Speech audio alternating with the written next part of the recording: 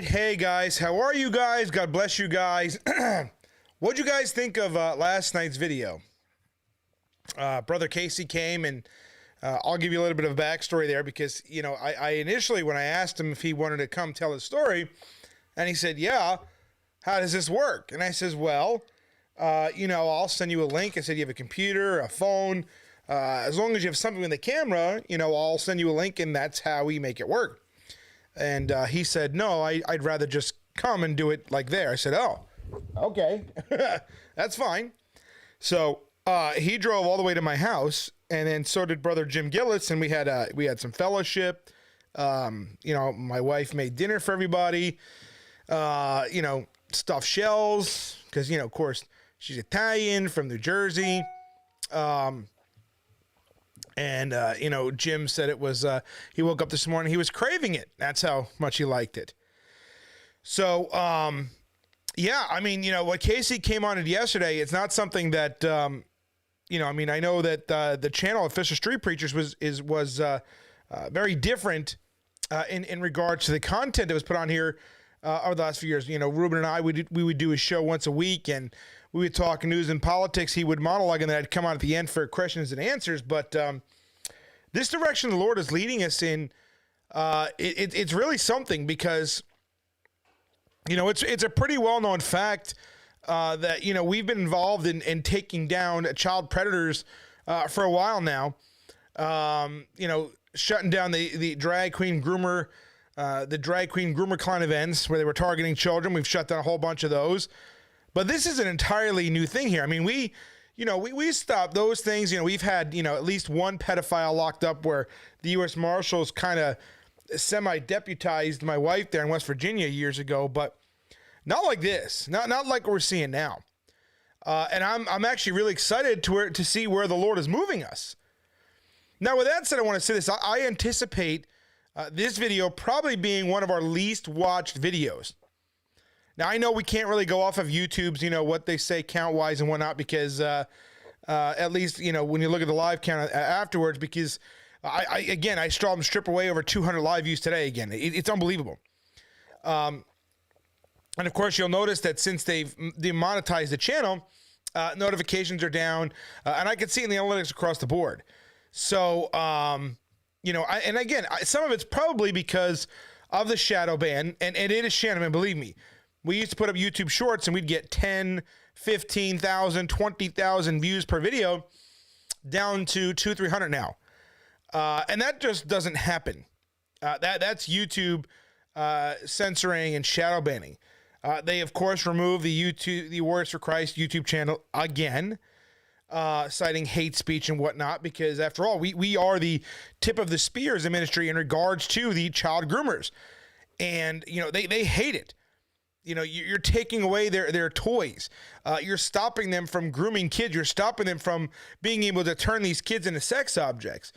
You're exposing the pride of it's what they are, and they hate us for it. They hate you for it. They hate everybody that's involved, that stands against in opposition to what they're doing. And the social media companies are very much a part of that, And, we will use them as far as we can. But, I anticipate fully within the next few years that as a Christian, a Bible-believing Christian, we're not going to have much of a voice in social media. And I say that because, and think about this. Where are you going to be? How many Christians have already capitulated or compromised, and they're using the excuse, well, Rich, if I don't have Facebook or YouTube, I can't reach the lost. Well, how can you reach the lost when the message you're giving is so watered down that Facebook approves of it? I mean, we're at the point now where, I did an interview with a Washington Post reporter the other day, over a 3-hour interview, I kid you not. And then she was and we were texting again today because she's fascinated by what we do. And, she asked me, how did you become a Christian? Like, where did it start? And I told her, I says, you're the first person out of all, and out of all the media I've talked to, you're the first person that asked me about, my testimony, if you will. And she said, really? I said, yeah. She goes, so none of these ones, Fox, nobody? I said, no, none of them. None of them asked. And she was surprised by that. She asked me, why are we so fervent in our protection of children? And, she asked me what my background was as a child. And you guys saw the other day the video there. I talked about it. And she asked me, she said that, do you think that has anything to do with it? And I said, well, I would be naive to say it doesn't. I mean, it's not like I sit there and go, well, I was abused as a kid, so I got to help these kids. But, some of it is there, obviously. I'm not so naive to just pretend like that's not a part of it. Because it very much is. So, it was a really good interview. I enjoyed it. And she wants to come out with us when he preached to kind of, I don't know if she would just want to document it, if she's doing an entire piece. I don't know. But, I really did enjoy the interview, and I was so shocked because it was Washington Post, not like Christian Post or, one of these guys. So that'll be coming out soon. She said she'll let me know when that piece is done. And she's also well aware, just so you guys, and it's really sad that this point in time, we have to make sure we make people aware of the stalkers and the slanderers. We have to point them and say, hey, look, you're going to get an email or something from these guys because, they're desperate to try to get their names in here somehow. And again, they want to do, whatever. And she says, oh yeah, no, it happens all the time. They're well aware of it. And, we talked about my case in Oklahoma, showed her the screenshots of the messages and all.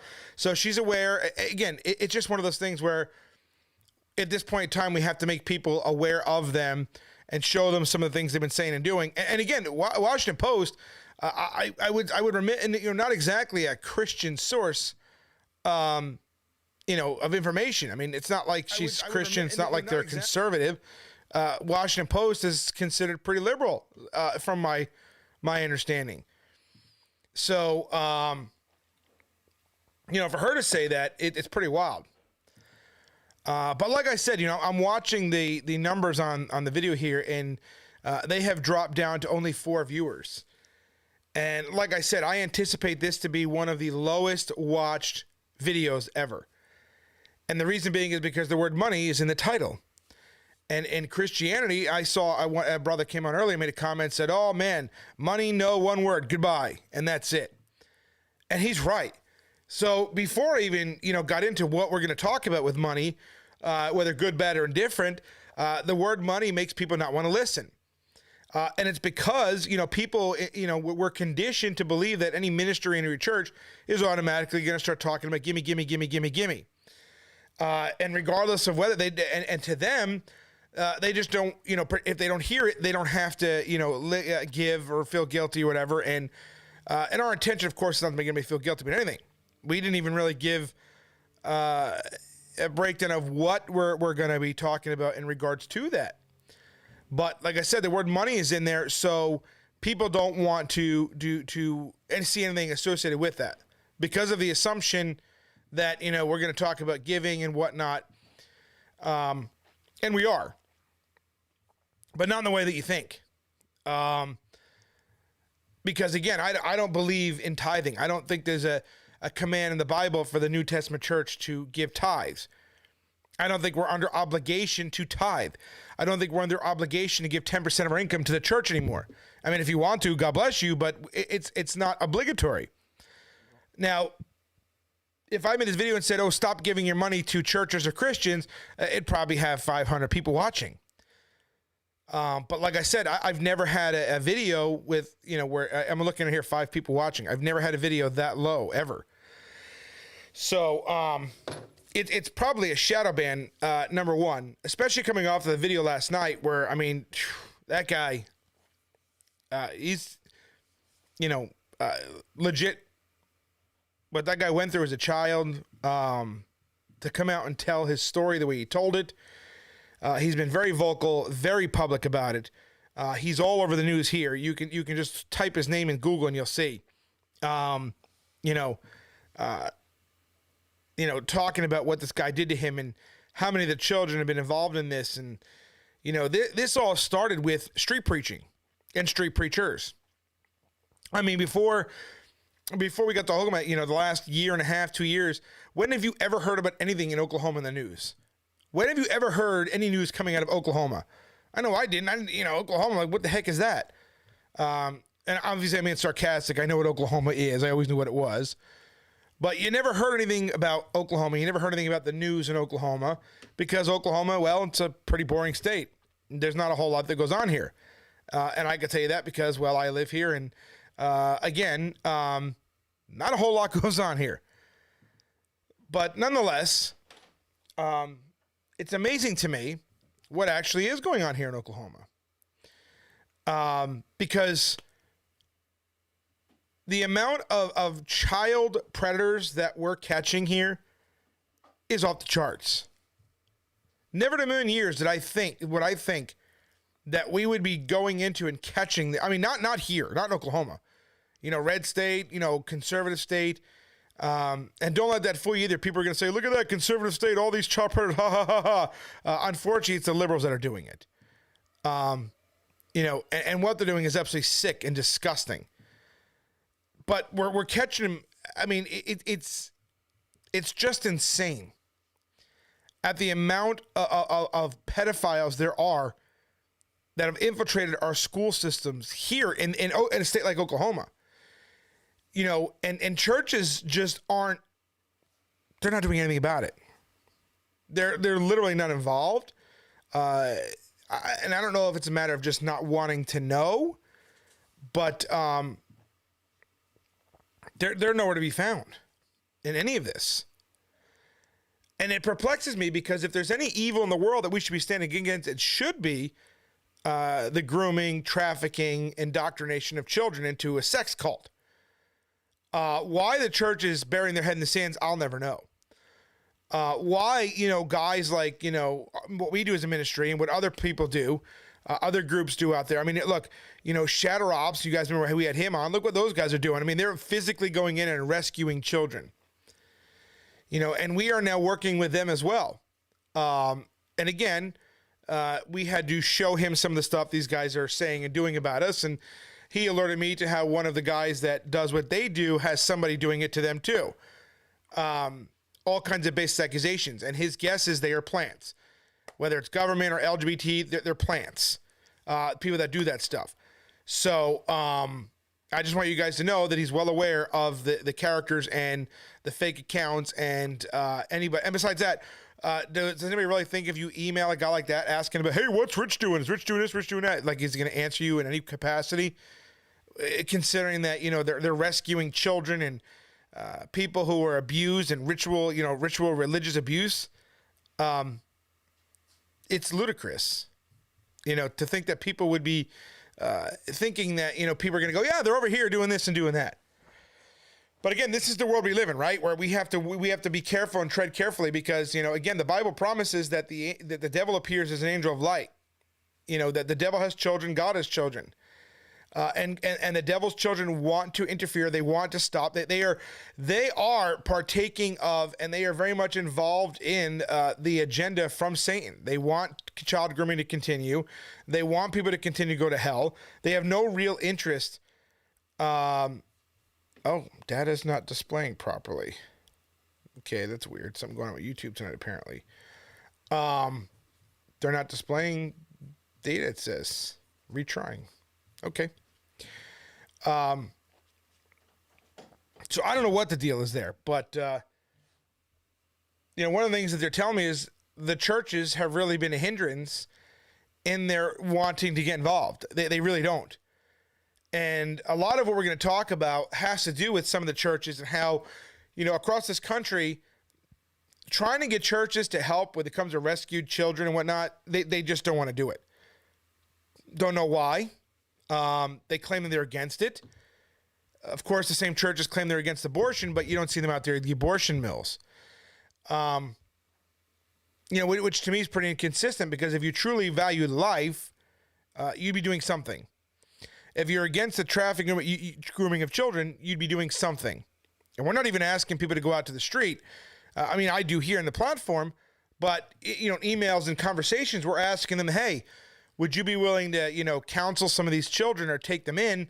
And what we're finding is a lot of resistance. No.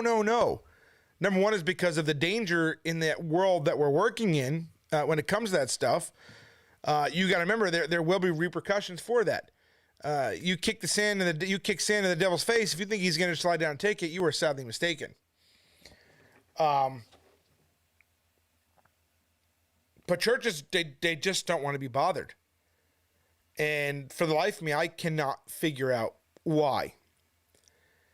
Maybe they're just scared. Maybe they don't really know what they're doing. Maybe they're afraid of losing money. I don't know. It could be any one of those reasons. But all I know is that they're not. And what we're doing is we actually are setting up a safe house. Now, I'm not going to tell you where for obvious reasons. I can't even show you pictures of it for obvious reasons. Two of the main reasons are two people that stalk the hell out of me, who will absolutely put people in danger because they would love to share information like that just to make me look bad or whatever. They'd put whatever in danger. Plus, even if they weren't involved, they wouldn't do it anyway because, well, you understand. So we are actually, you know, going to be establishing a safe house somewhere in the South, cannot tell you where, for rescued children and abuse victims. They will be there temporarily, of course, until we could find a more stable environment for them to be in. This is just a quick, you know, get them out, get them in there, get them, you know, if they're malnourished, get them some food, get them some water, you know, get them looked at by a doctor, and begin counseling. This is not an easy task. It's not an easy undertaking, but it's something the Lord has directed us to do, and that's what we're going to do. Once again, the problem we face is funding. And I haven't put it out there yet because, you know, I wanted to make sure things were in place before I did. And David put it out there today. I talked to another brother today. There are several people that know about this. Brother Gillis knows about it now. Well, Jim knew about it anyway. We're looking to do safe houses and whatnot. But Dave knows about it. You know, a couple people know about it. But what we're struggling with is getting the funding to secure the facility. And I know somebody might be watching going, oh my gosh, what is it, like 10,000? Nope. It is not $10,000, not $5,000, not nothing like that. Literally to do this, it's just $3,000. That's literally all we need. And then we can pay the rest ourselves. That's it. We can't even get that for a safe house from Christians. Now, if this was a safe house for a bunch of homos, for homo kids, I guarantee the LGBT would be, they'd have 5 times that amount ready to go. So it may, and again, I haven't put this out there for that. So it begs the question, why are Christians so afraid to talk about money? I mean, we're supposed to be the most loving, most giving people on the planet. And yet you find that every organization, every charitable organization outfunds Christians all the time. Even evil ones, Planned Parenthood, abortion, LGBT, they will raise money for the dumbest things. I mean, I saw, and if you looked at, one video I did called Stingy or Steward, they were, guys had raised $10,000 for monkeypox. There's no cure for it. There's nothing, whatever. They had monkeypox and they just wanted to go party. And I mean, it was amazing to me. But we have trouble raising, now again, there are some people that were privy to this privately. And so far, we did have one brother donate $170 for it, and praise God for that. But I mean, for a safe house for children, working with a group like Shatter Ops, and yet the people that know about this, outside of our circle, oh man, that's great. I hope you guys get it done. But hope and prayer. We always left always mock saying, oh, prayers and your prayer, hope and prayer. But they're kind of right, because Christians use the hope and prayer thing as an excuse as to not do anything. I mean, and again, you see that the views drop as soon as you talk about this stuff. Christians don't like talking about it because if we don't see it, then we can't be held accountable. But again, I'm not saying anything about obligatory giving. I don't believe in that. I don't believe in tithing. The Bible doesn't mention tithing for the New Testament church. But we should be cheerful givers. And like I said, when it comes to this topic, you're going to see very, very, very low numbers. Street preachers, Ruben used to make a joke when we were out there, and he would ask street preachers, hey guys, whatever. He would say, guys, open your wallets. I know it's been a while. Crack those things open, blow the dust off. Some of those Benjamins got to breathe. And he was mocking them because again, Christians don't like talking about this. And some of the reason is, and let's just say for what it is, it's because of the abuse of churches when it comes to things like money. They're buying private jets.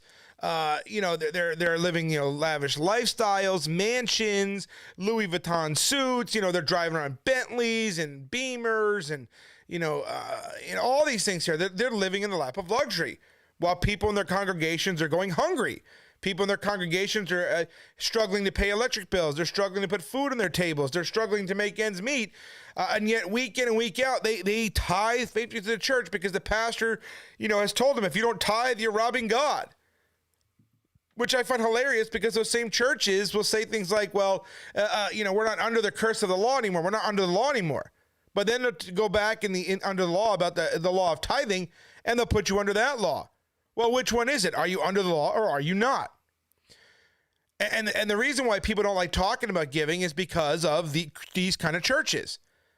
So they assume because one church or two church and most of the institutionalized churches have been horrible with it. The abuse that they do with their money, they don't really do much for God. They don't do anything for the kingdom. Everything is done for themselves.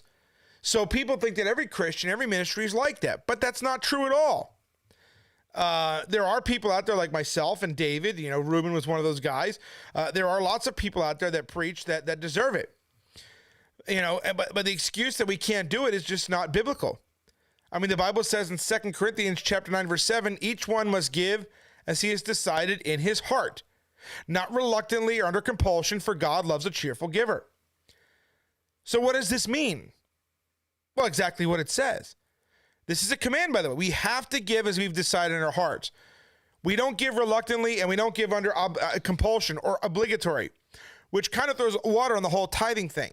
When we give to a ministry or church today in America or any church, it should be cheerfully because we want to see the mission continued. We want to help that church. That church is feeding you. That church is doing good for the community. So you want to give to your church who actually is, involved in your community, who is meeting the needs of the people there. You want to give to ministries that are out there doing things, and you shouldn't do so begrudgingly, because if you are, then don't bother. If you're not a cheerful giver, then don't give, but Just remember this, if you're a Christian who is empowered by the Holy Ghost, you are going to want to give. You're going to want to give to the men and women of God who are actually doing what God says to do. The pastors with good churches, the pastors out there meeting the needs of the community. You're going to want to give, I mean, and I'll just use myself, here because, with the safe house, with the child trafficking stuff are shutting down, with all the drag queen stores are shutting down. People think that, we have all these funds, but most of it is out of our own pocket.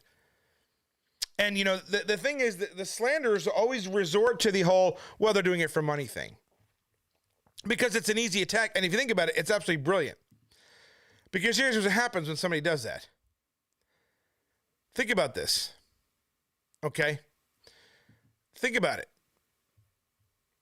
They say don't, anybody that asks for an offering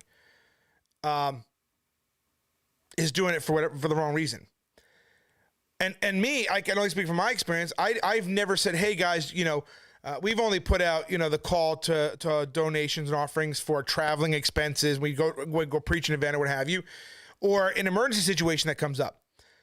So because we don't want the appearance of looking like, hey, we're just simply doing this because we want to get paid. Even though we're not, but we don't want the appearance of that. So the accusation that somebody's doing it for money, twofold. One, it serves the purpose of the slander and saying, look at this, and it serves the purpose, and those of us who need funding for our ministries won't talk about it because for fear of what it looks like. So the people here, absolutely, it's amazing the attack that is, because it keeps people from asking for it because of appearance sake. It's a brilliant tactic of the devil to stop ministries from asking people to help them in their mission. But it should not be done begrudgingly. It shouldn't be, hey guys, I need 10% of your income. There are people that have donated $5 and apologize. I'm like, why would you apologize for that? If that's what you can do, that's what you can do. But it's not a matter of, hey guys, give me 10%, 20%. The Bible says, give what you have, decided in your heart. I've heard people say, well, I'm going to give as the Holy Spirit leads me. Well, that's great. And I would sometimes say that because it's cliche and everything else, but the reality is you're supposed to give as you see fit. And a pastor a long time ago told me the reason we want to be careful about that is because what if the Lord puts it on somebody in their heart and they want to give, I don't know, whatever, $500 or something. But you say something here and they'll suddenly go, oh, well, I'll give $20. So we have to be careful about how we tell people to do this. But for me, like when we're talking about, at least for the ministry purposes of stopping kiddie drag shows, going to meet with senators, going to meet with lawmakers, going out there and, trying to secure a facility, a safe house, which we're going to go, use for rescued women and children. I mean, as a Christian, I would think anybody would want to be involved in that. But we find that most people will find a reason not to. They don't want to be bothered. But I want to go into the Bible about giving. And again, like I said, when it comes to this topic, most Christians don't want to hear it because they make the assumption that every Christian that talks about giving is the same as a Joel Osteen or a Kenneth Copeland or a Jesse Duplantis or a Creflo Dollar. When in reality, you look at ministers like myself, you look at, Cleveland street preachers, you look at the way Reuben did things. None of us are of that caliber. None of us are even remotely like those guys.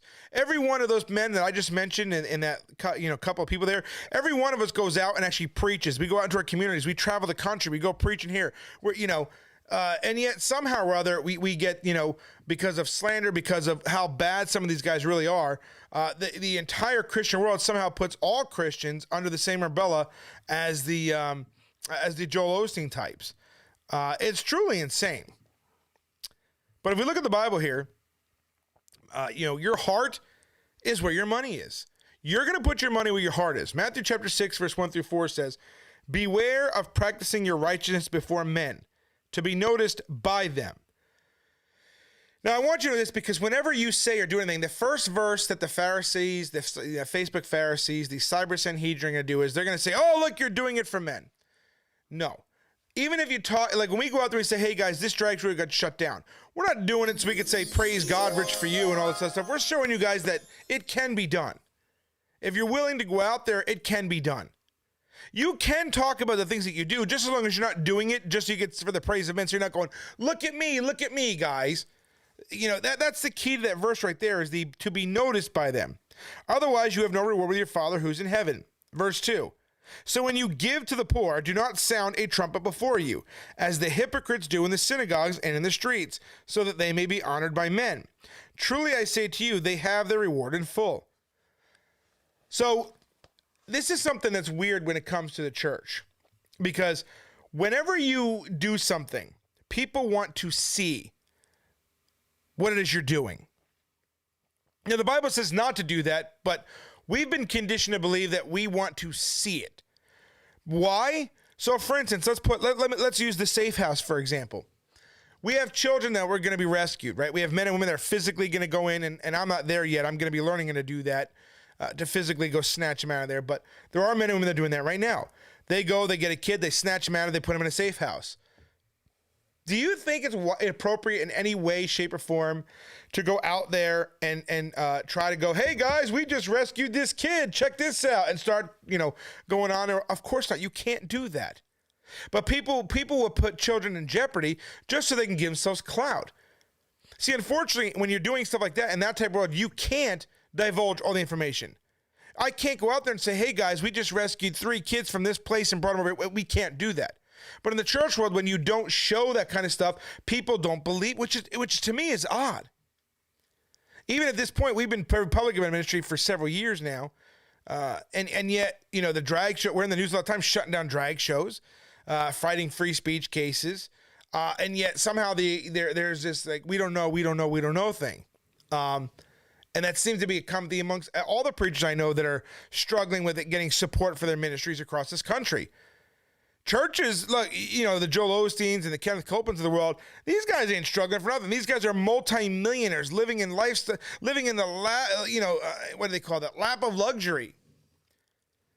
18,000 square foot homes, like I said, Louis Vuitton suits, private jets. I mean, those guys are bad. They're not doing anything, oh, guys, Jesus isn't coming back because you're not giving enough. That's what Jesse Duplantis said. That's insane. Jesus coming back has absolutely nothing to do with your giving or not giving. You think whether you give to Jesse Duplantis, just gonna, because you're not giving Jesse Duplantis enough money, that's gonna delay Jesus coming back? No. That has nothing to do with it. Besides that, what does Jesse Duplantis do? The same thing as what these big name Christians do is they just go to conferences in other churches to talk to people that are already believers and asking them for more money. But what are they doing with it? So they can go and buy another jet and go talk to more people to get more money. They're not out there putting their money towards anything. And the proof is in the pudding there. And yet somehow this is what Christianity wants, because they're telling you that if you sow into our ministry, God's going to bless you 100-fold. These guys will some way convince me if you give $100 seed money here, God's going to give you, I don't know what, $10,000 or some imaginary number they throw out there. And yet people are giving to these guys because they want to get something out of it. First of all, that's not a cheerful giver. You should not be giving, I don't care whether it's your money, your time, your voice, anything for that matter. You should not be giving anything simply to get something from God. It's why I like to ask believers all the time, why are you a Christian? Why do you believe what you believe? And you'd be amazed at how many Christians don't know why they believe what they believe. A lot of Christians truly don't know why they believe what they believe. Some of them will confess that yes, because of what God has done for me. So in other words, is you only like God because of what God can give you, for what God has done for you. Well, what about what you do for God? Do you do anything for God? And it's truly one of those weird things where people are in it to get something. They're not out there because they actually believe in a cause anymore.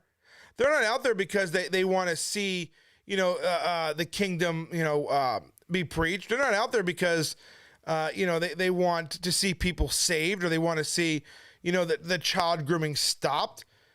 You would think that'd be the biggest motivator for anybody to do something, is to stop the grooming and the trafficking of children in this country.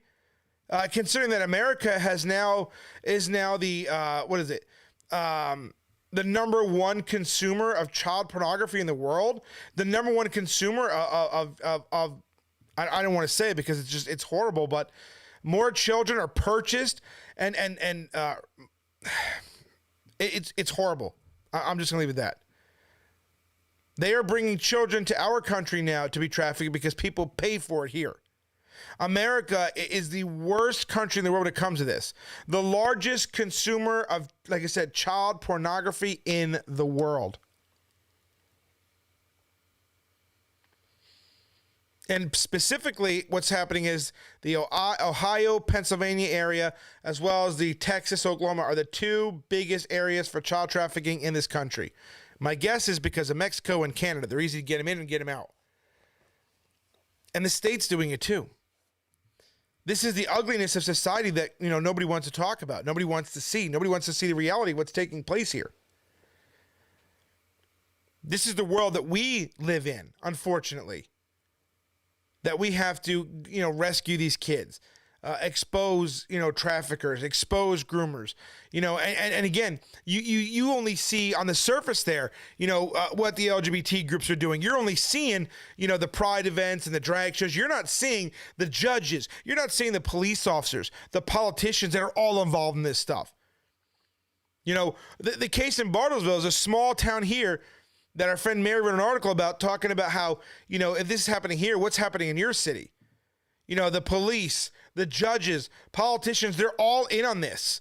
And this is everywhere. So you're only seeing a small little facet of it. You're seeing one very small part of all of this.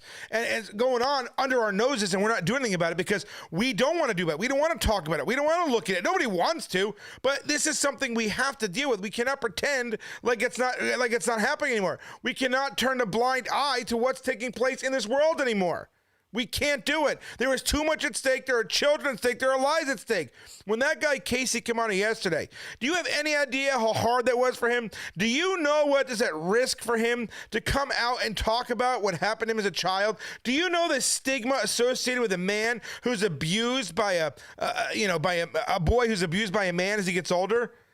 Do you know that people are going to call him, homosexual, all these things, simply because of that, which is because it was done to him as a child, because of that, they're going to call him fag, they're going to call him all these names here. Even me, when I told my story, how many guys said, whoa, up top, man, that was a woman. Dude, I was 7, you sick bastard. It was my stepmother, you nasty. Who thinks like that? But you're going to see a lot of these stories. I mean, how many children do you need to see be turned into sex objects before we're willing to, do something about it? Complaining about it on Facebook, complaining about it on social media, that's not getting the job done. Oh my gosh, it's horrible. Well, what are you doing about it? Well, I'm praying for them. Is that your way of saying you're not doing anything? And again, you see, when I say stuff like that, it's, are you saying prayer doesn't work? It's a genius way to get yourself off the hook. Because no matter how you answer that charge, no matter what you say to those people that are saying they're praying for it, you're going to be wrong. Because what you do, tell them to stop praying for it? Of course not. Prayer is effective. Prayer is powerful. Prayer works. But prayer, faith without actions, means nothing. But my guess is most Christians say, excuse me, oh, we're praying as their way out. Because again, what are you going to do? Say, no, you're not? What are you going to do? Tell them to stop? So it's brilliant. It's a brilliant way to alleviate responsibility and you let yourself off the hook.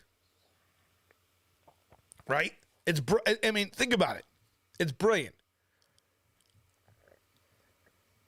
But the fact is this. The Bible absolutely says treasure is, there your heart will also be. Where you put your time, where you put your money, that's what your heart is. And don't tell me it's not, because the Bible says it is. Unless you want to call God's word a liar here, Matthew chapter 6, verse 21. For where your treasure is, there your heart will also be. I want you to really think about this for a second as you read this verse. Look at it, whether you have King James, NASB, ESV, I don't care what version you have, it says the same thing. I want you to think about this. Where do you have most of your money tied up? Your home, your car, cable TV, electric bill, things like that. Those are necessities, right? You have to pay those. But outside of the necessities, how many of you have houses that, are bigger than you need? Most of us here, at least watching this video, don't. But there are people out there that do. How many of you go and buy yourselves, I don't know, $8 cups of coffee every day when you can go to Dunkin' Donuts and buy a $2 cup of coffee? People that are sports nuts, and again, this is general, not specific. Sports nuts tend to spend a ton. I know people when they buy seasons tickets, they will drop, I can't even tell you, like, disgusting amounts of money for season tickets. But they will never do anything. They'll pay seasons tickets to go to football and all that, but they will do nothing when it comes to abortion. They will do nothing when it comes to child trafficking, even though they speak so passionately about these causes. But I think it's hypocrisy, because how could you be against it and do nothing to stop it? For me, I just don't understand it. Now, again, my video tonight I wasn't planning on going into all that. I got all these slides here ready to go about giving and is it proper? Because again, you'll see people at the time talk about, if you're, I'm a YouTube guy right now, but I'm a street preacher also. Now we're getting into safe houses. We're getting into, rescuing children. I mean, the way God is moving here, it's amazing. And I don't think it's coincidental that the attacks that are coming right before we started this endeavor. I've given my testimony lots of times, but I've never given in detail the abuse that I actually suffered, just that I was abused and was sexually abused. A couple little things here and there that I told, about the bleach being poured down my throat, things like that, but never the detail about the bruising, any of that. Never went into detail about the sexual, at least not that I can recall, the sexual molestation went. It just so happens that, somebody used it as a weapon, another, a fake Christian, and another Christian laughed about it. And, I never really thought much about the abuse anymore, because I'm like, oh, I was delivered from it. And I was, because I didn't live in a dark place anymore. It's not like, I don't feel empty anymore like I did back then. But a lot of that anger was stirred up again. A lot of that, for me, how could anybody think that child sexual abuse is funny? How can anybody think that it's even remotely close to appropriate to think that you can use it as a weapon to attack somebody with? And even the liberal WAPO reporter thought the same thing. How could anybody think that's horrible? How could anybody even want to talk about that in an attack? I said, exactly. But here we are as Christians. That's what's taking place in the Christian world. But anyway, so the point of that is when that came up, it brought a lot of things out that I never knew were still there. So what Satan intended for evil, God turned it around now, because now I was open about it. And then I got Casey here, and we're counseling other children now as a result of this. This is not somewhere I thought God was taking us. No idea that God was going to go down this road. I'm a street preacher. I go outside, I preach. We go preach. We stir things up. We uncover things behind the scenes. Like today, I can't tell you. Going at it with legislature in Tennessee about, the school in Sparta that was going on. Here, working with legislators here, trying to get that bill taken care of to remove the limitations of going after your sexual abuser here, getting rid of the statute of limitations. This is what we've been spending our day doing today. Stuff you'll never see. And I'm not saying it to brag, but, again, there's components of every ministry that people will never see. When the pastor goes to church on Sunday morning to preach, I often hear the charge, well, the pastor only works one day a week. Well, a good pastor's in his church usually every day. He studies his word every day. He's taking notes for a sermon for Sundays. There's a lot that goes into it. But we live in a culture and a society now where we have to see everything. We only believe it if we see it. We want to see it. Or what are we going to get out of this? What are we going to get if we do this? What are we going to get if we help you? But I'm telling you right now, if you want to help with this child trafficking stuff, you want to help with the safe house, you're not going to get pictures. You're not going to get videos. You're not going to get, hey guys, you just help. We're not going to do it. We cannot do that. But that's what people want. But they want that so they can go out and brag about it and say, guys, look, I supported this. See what we did? They want to build a reputation for themselves, or they want to, glorify themselves or show their righteousness based upon the backs of, tortured children. So people want the pictures, they want the videos. And I'm not saying that they want to see them because they're into that stuff, but they want to go to others and say, look, I'm a philanthropist. Look where I give my money. They want their righteousness to appear before men. But in this type of world, in this type of ministry, you're not going to get those rewards. You're not going to get the satisfaction of seeing a child's face that was just yanked out of some brothel or some hotel in America here. You're not going to get the satisfaction of seeing a little girl who was pulled out of a hotel or pulled out of the back of a car when meeting up with, I'll leave it at that. But you're not going to get to see those pictures. You're not going to get to see those videos. We can't go around inside of a safe house there with a video camera and say, look, guys, here it is, because we have people that will find that looking at any identifying marks, whether it's, the house itself, whether it's, the wall. They will find a way to find where these people are, and that jeopardizes the people that are there. So you're not going to get that reward. And people go, well, I'm not going to give for it. Then don't. Because that's just not going to happen. But like I said, so far, usually by now I'll have 20, 30, we have like 40-something people on last night. But money's in the title here, so we got 10. Usually the chats are going crazy here, but it's not. And it's actually really sad for me to see that, because I really thought that outside of the four walls of the church, the Christians here, at least that followed, were not like this. I was talking to Brother Dave about this today, about how this channel in particular, the people here, since we again, YouTube did take them the Words for Christ channel, but I had already put it out there and said, we turned it over to somebody else. I was focusing on this. And I was shocked that Ruben's channel here, all the people that have followed Ruben all these years, not a single one of them wants to do anything when it comes to monetary help. I was just shocked. To me, I'm just like, for a guy like Ruben who traveled the country, who's won huge free speech cases. I know, he got people that helped him that were not on social media. But this channel in particular isn't used to this stuff. And maybe we need to take some time to do a little cleanup, but that's fine. But as a street preacher, we preach out in the street. But when we preach, this isn't just sport. This isn't something we do as a social club or a get-together with our other brothers just so we can go around and say, hey, we're at this event, and then go home. When I go out and preach, I'm impacted by every single person that's there. Every little face that I see out there who's being forced to watch what they're seeing. Every little child I see whose parents have drugged them to these things, that impacts me every single time. We just preach in Owasso Pride. And I looked at those kids as they were, when the drag queen came on stage, and the kids didn't want to be bothered to watch it. They had the little water things squirting up out of the ground for the kids to play in the water. That's what they wanted to do. They wanted to play in the water fountains. They wanted to play in the water park. They didn't want they didn't want to they didn't want to go watch a drag show.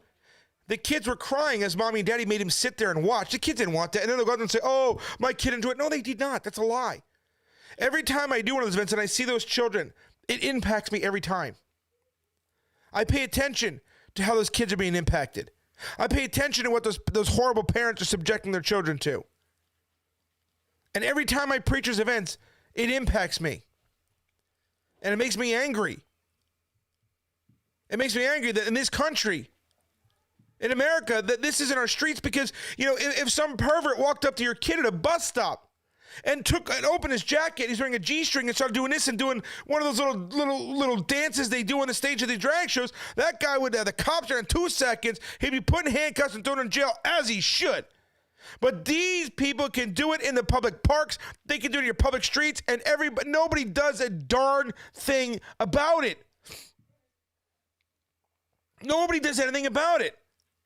And the people that go out there, oh, you're radical. I'm not radical. There's nothing radical about what we do. Simply we're going out there and standing against evil, standing against the grooming against children, standing against, the perversion, the wickedness.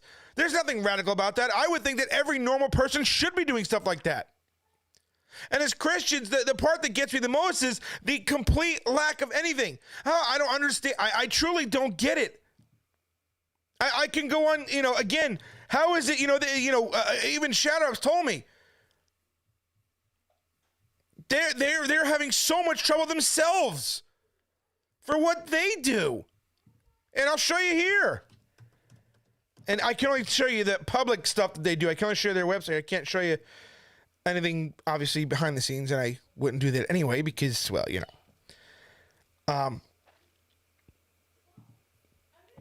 these guys, I'm going to show you what these guys do. And he was telling me the other day, I was talking to him, the one brother, and he told me that even they're having trouble. Look at this, exposing, trafficking, ritual abuse. And he said right now, the ritual abuse, that's the big one they're dealing with right now is the ritual abuse, okay? Ritual abuse, rescuing, rehabilitating victims, derail, prosecuting predators. What's their mission? SSIU Core Team 1 brings years of experience working with real victims and boots-on-the-ground investigation, fighting for those that can't fight for themselves, doing what others can't or won't do, standing in the gap to set the captives free so goodness and mercy may follow. Russ Dizdar, who's no longer alive, founded Shatter the Darkness, created and assembled SIIU Core Team 1, and that stands for Shatter Intervention Investigation Unit. Shatter Ops is run by those who worked with and were trained by Russ as part of SIIU Core Team 1. We are now working hard to continue the work that he had led and carried the movement that God had started. Expose the darkness, heal the brokenhearted, set the captives free, seek justice, win souls, teach. I mean, right up here, you have your fighting human trafficking and ritual abuse. Okay, these guys are having trouble. These guys are having trouble. And they're the real deal. They've been around since the 70s. And these guys are having trouble. They're actually trying to get churches involved in helping, because again, what you guys don't know this is, when you rescue a child, like we have that safe house we're trying to get, that's not a permanent facility. It's temporary. Because, they're going to get it put in a home somewhere. And we're trying to set this up so they don't go into the state foster care system. I put out a call about Cedar Ridge in Oklahoma City. Because what parents whose children are either gender dysphoric, as they call it, or if they're suicidal, they call the number and they all send their kids there. And then what they do is they put their kids in the NEST program, which affirms the gender dysphoria nonsense. Oh, you can't have your kid back unless you do. This is what they're doing. We don't want these kids to go there. That's going to make it worse. So we're trying to get churches. We're trying to get people trained up. We're trying to get people who trained as counselors to deal with and work with these kids and and they're adults too. There's some adults in this too. A lot of adults, believe it or not. But even Shatter Ops is saying they have trouble because again, these guys aren't public about things. They're not out there with a camera and a flasher going, guys, look at takedown number 534. There's no glory in this for yourself. Okay? Doing what these guys do. These guys are training a group of us to go out into the field and do this stuff like they do. I mean, I had to put certain things on my phone that are, when you log in, it takes a minute to even turn on because of the encryption that needs to be done just to talk to each other.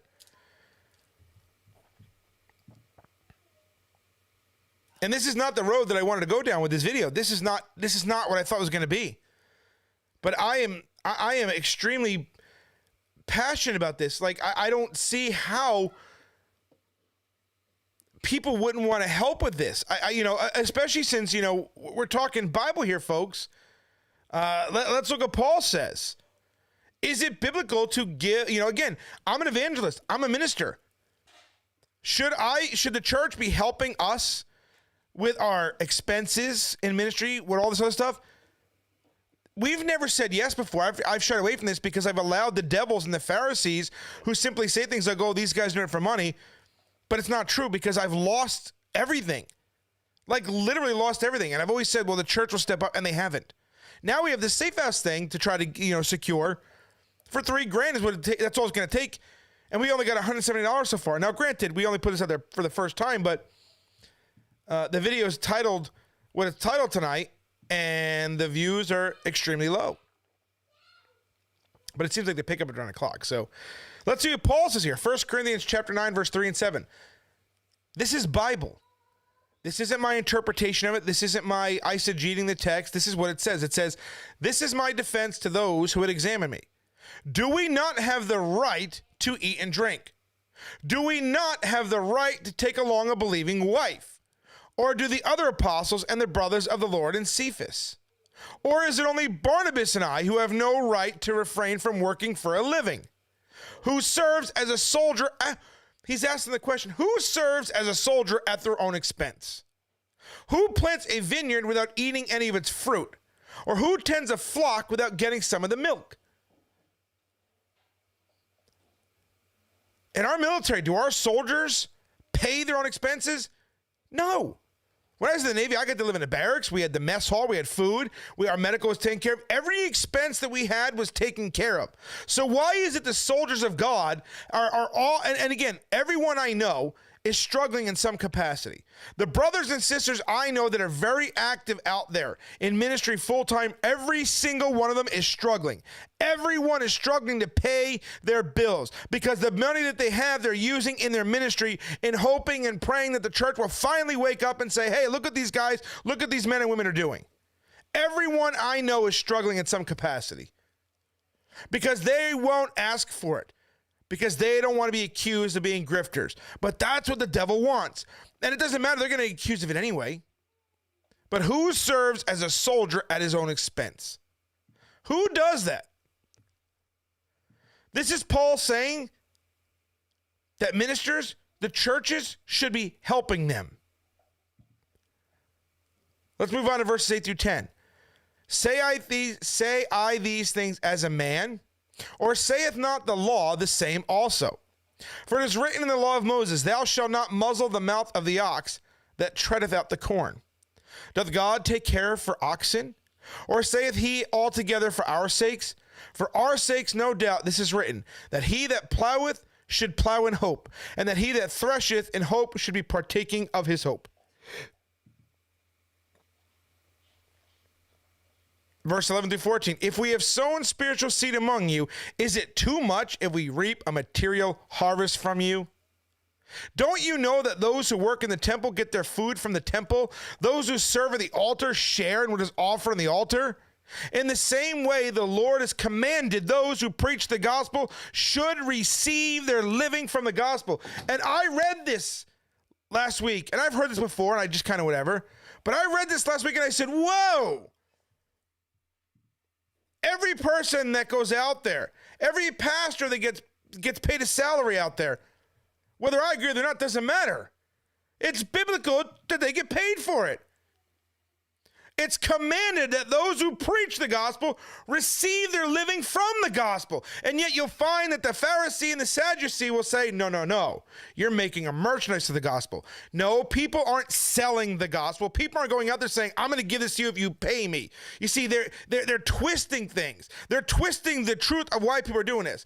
The reason God says this is because of people like David Grisham, who lost his job because of preaching righteousness, because of the woman out there in Intuit who got fired because she wouldn't call people they and them, because of guys like me who have lost everything. When you don't have to worry about stuff like that, you are free to preach. You don't have the cares of the world. You don't have the cares of how you're going to pay the lights, how you're going to do this, how you're going to do that.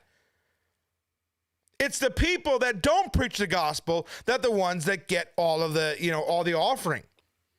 The Joel Osteens, the Kenneth Copelands. And yet guys like, the ones that are, and there's small churches all over, really good, solid, biblical churches out there that are all closing shop because they can't meet the needs, because they can't pay, they can't afford to keep the lights on, they can't afford to pay the bills, they can't afford to pay the rent, they can't afford to pay the mortgage, because the people don't want to give.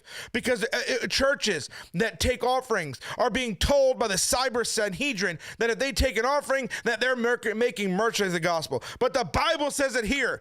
The Lord has commanded, if you preach the gospel, you should receive your living from the gospel. Why have we as ministers, why have we neglected this in our ministries? Why have we allowed the Facebook Pharisee and their cyber Sanhedrin to allow us to keep ourselves muzzled for fear how it might appear because of them? Do you not know they're only saying that because they're jealous, because nobody would ever support them in anything they do? Let me give you an example. Last Mardi Gras, you saw a wacko named JT, and I don't want to talk, but this is you need to hear this. They went down there as a team, him, Joe Lilly, and some guy named Shannon. They all went down there with their wives. Let me show you how much discernment these guys actually have, right? They're the ones that are out there talking about how they're filled with the Holy Ghost, and they have so much discernment that everybody's evil except for them. Well, the money that the guy Shannon got in donations to go to Mardi Gras, this is what he did with it. He got arrested at a casino for bad behavior. He bought drugs, got drunk, and arrested at a casino. Turns out him and his girlfriend weren't even married. They were fornicators. And now the saddest part is she's missing. Her family has not heard from her. No cell phone calls, no bank records, nothing. Gone. Just poof, disappeared.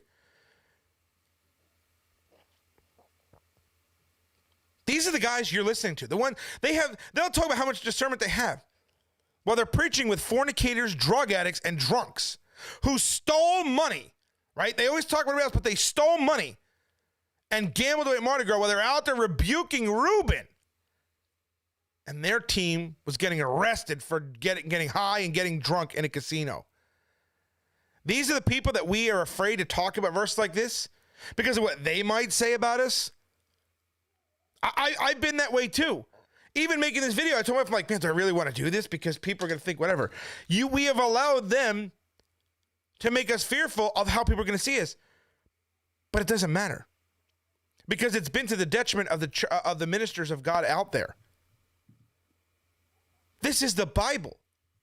And yet we find that Christians will make excuses as to why they can't or won't support a minister. They'll use things like, well, how do I know you're going to do with it?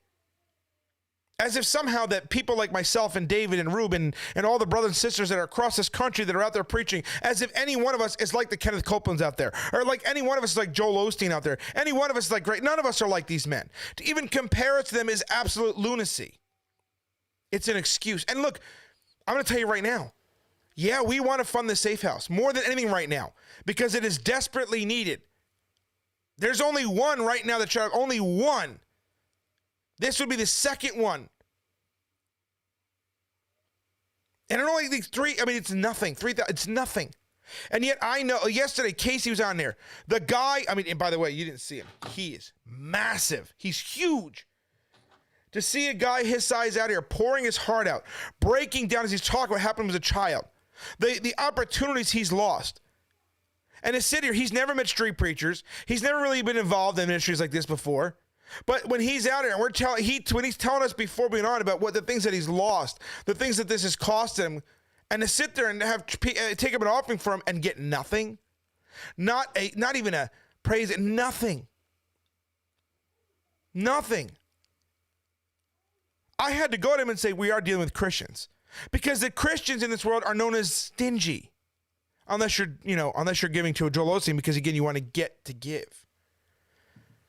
A man came on here to pour us out. He's rescuing children. And nobody could even support him in any capacity. What's going on? Why are we doing this? The Bible commands us to do this, and we don't. Everybody talks about we're a minister of the gospel, we're preaching the word of God, we live holy. In the same way, the Lord has commanded that those who preach the gospel should receive their living the gospel. That means that those people who are preaching, who are out there preaching, and preaching means to make a public proclamation to herald, should be getting help from the churches. They should be getting help from the Christians. Because when you're out there, you get fired from your job. You get canceled from everything. And at that point, it really is up to the church. And me personally, I've only ever asked for anything when it comes, because I get my VA benefits, but that's very minimal. Which, according to some people, is welfare, apparently.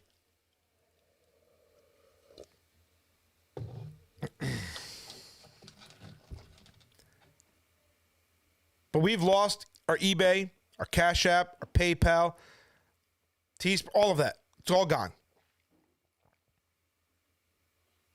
It's in the news. It's public. David Grisham lost his job at Pantex.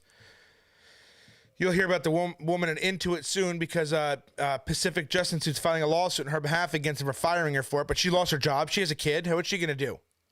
She's standing for right. Just where's the church?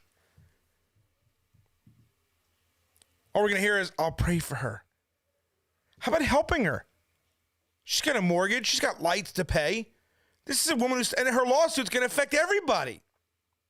It's going to literally, when she wins, it's a federal case. It's going to stop any company from firing people for violating their conscience, for calling people they, thems. And we're not going to support somebody like that. David and I preach more than anybody else right now. You know, and some people, and again, I know I'm going to get vicious. I'm willing to bet that there's posts going up about me right now. But it's that kind of stuff is why we've never, taught about this. Because we're going to get accused of things but I've been accused of everything anyway from these people. And then I'm sitting there going, because we have the safe house, I'm like, oh my gosh, how do we ask people to help with it? But then I'm like, we're talking about the safety of children here, rescuing children, a place to go to get them out when they're snatched and need a place to get to real quick.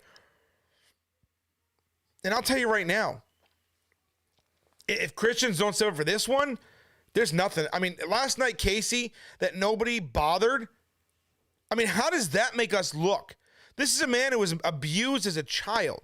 This is a man who was molested, who stood up there publicly, put himself out there. You have no idea the courage it takes to actually do that because of what's going to be said about that man. His kids had to find out about this. His daughters know about this. Every woman he ever meets going forward, he would like to get married one day. When he's going to court a woman, she's going to find out about this. Do you know what that conversation is going to be like? And we as Christians couldn't even bother to give this guy a love offer. Nothing? And I know, people are dropping off the live stream already. I know, I get it, because how dare you? But when you go on GoFundMe, and you look at, let's see, GoFundMe, and I've done this before, search LGBT. Let's look up here. Bringing together social justice researchers. The goal is, I don't know what currency that is. CHF. I don't know what that means, so I'm not going to use that one. Okay, so that's all not American. What's up, babe? Oh, today's Amanda's birthday, by the way. She's now 46 years old. Just kidding. She's now 46. Oh, that's funny. So I'm going to show you this right here. These people raised $10,000. One person gave them a $2,500 donation. Let me pull this up for you. Let me show you what the LGBT is donating for.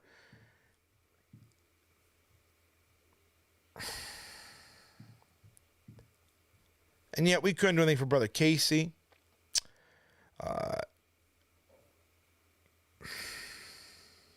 Where is a screen capture? And again, for a safe house, let's see who's going to put in for that. I mean, as sad as it is to say, I'm not holding my breath. Okay, so let's take a look here. So let's look at GoFundMe for the LGBT. Look at this. Fighting for our legal rights as parents. LGBTQ. Hello, we are Julie and Catherine, Mama J and Mama C, to our 5-year-old daughter and 2-year-old son. We find ourselves in a challenging and emotionally draining situation as we fight for legal and physical custody of our daughter. We are a same-sex married couple who used a known sperm donor to start our family. In March, our daughter's sperm donor, her dad, who was a very close friend, filed a lawsuit for joint legal and physical custody of our daughter. A mutual agreement was made prior to donating sperm that he would have no legal right to any child conceived using his donated sperm. 5 years later, he has apparently changed his mind. Our life has been turned upside down as we try to navigate the legal system to protect our rights as lesbian parents. Which is funny because you couldn't have that child without his sperm. Male, female. Which, by the way, I think this is such hypocrisy, because if a dude, knocked up a woman and said, I don't want to take care of the kid, the courts would force him to do it. As they should, by the way. We are reaching out to you, our extended family and community, to help in securing our family's future. The legal hurdles we face have taken a toll on us, both emotionally and financially. The legal expenses have been mounting at an alarming rate, and we are unable to navigate this difficult path on our own. The only home and family our daughter knows is ours. The thought of being separate from her is a nightmare we cannot bear. We deserve the chance to continue providing a loving and stable home for our precious daughter while telling her that, there's no dad in the picture. Without turning love to that if our sperm donor were to win. The funds we raise for this campaign will be dedicated to covering the escalating legal fees, court costs, and other expenses linked to our custody case. With our support, we hope to continue the legal representation we desperately need. 16 people donated $10,000 for perverts to keep a dad who wants his child to see his kid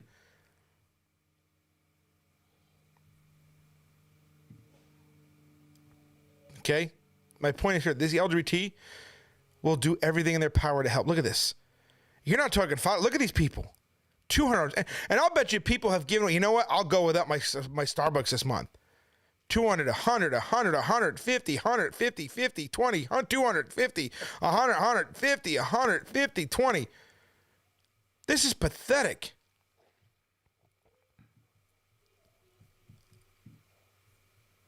I mean, this is pathetic. And here we are begging for $3,000 for a safe house for children. And these people are getting $10,000 because a guy who fathered a child wants to see his kid? LGBTQ blogger in need of legal aid. $10,000. Hi, my name is Melissa. And my grad school friend Sue needs your help. A beloved and respected LGBTQ MAP blogger, I'm sure MAP is in there somewhere, blogger based in Pittsburgh needs support legal fees in an unexpected court battle to remain safely in her home and continue her advocacy via her award-winning blog. Pittsburgh Lesbian Correspondence. We need to raise $5,000 over the weekend to help her and preserve her blog, an important archive of 18 years of LGBTQ experiences. That's right. We need to put that blog up there so we can continue reading about gay sex.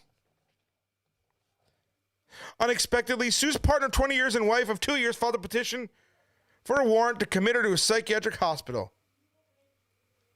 Well, there's probably a reason for that. She was handcuffed, removed from her home, and taken to a local hospital in her pajamas and faded rainbow flip-flops. After 5 hours of evaluation, Sue was deemed not to need civil commitment, that she posed no threat. She was discharged, but it might remain on her record and impact her future. No, it wouldn't. It's psychological. This person's a liar.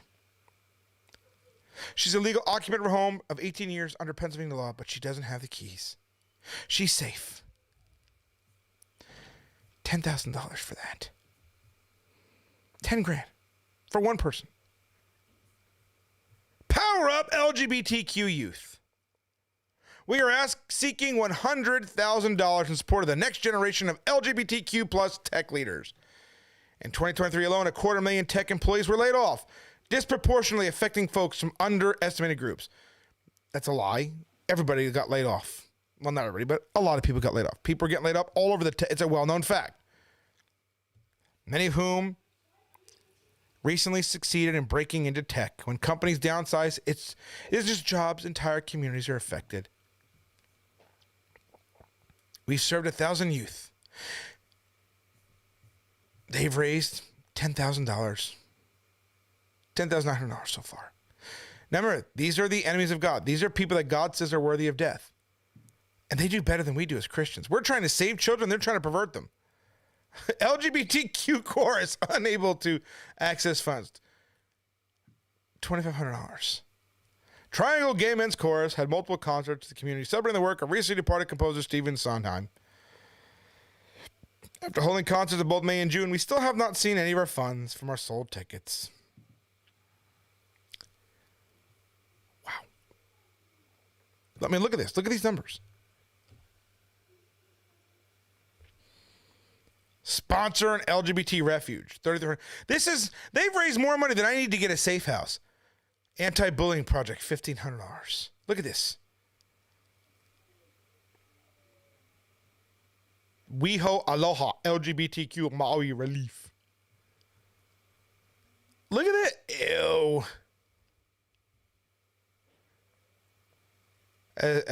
Ew. LGBT person. Help survive. Oh. Okay, these ones aren't really that big. I don't know what. Tattoo for belonging, $5. Can you imagine doing a GoFundMe for a tattoo?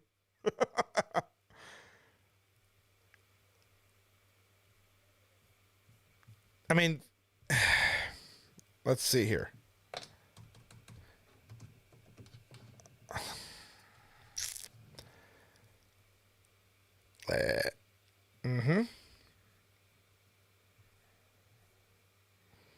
Surely, as Christians, we should be able to get $3,000 for it.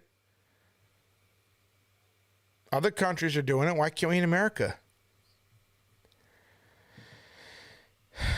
And I know there's people watching that are going to be upset. You know, that we're talking about this. You know, why are you saying this, Rich? It's not fair. It's not right.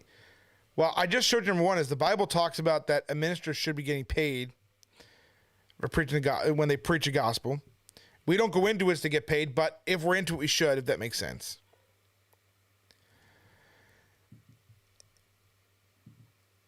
And for me as a Christian who, you know, and this is something that I've been really thinking a lot about.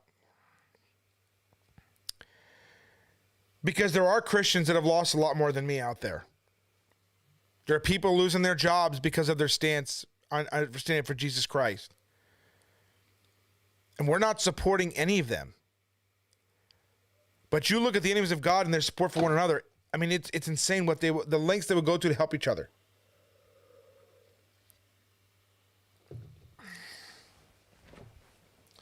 But you put a title on a video called Money Talks, and look what happens. 9 viewers. I haven't had 9 viewers since before, even when in 5 years of doing videos, I have never once had a viewership this low, because I've never done a topic other than steward or stingy, which you wouldn't, you know, whatever. Never have I had this low of numbers. But it could be the channel, I don't know. Because I'm not Ruben Israel.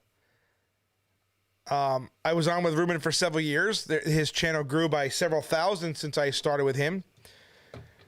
I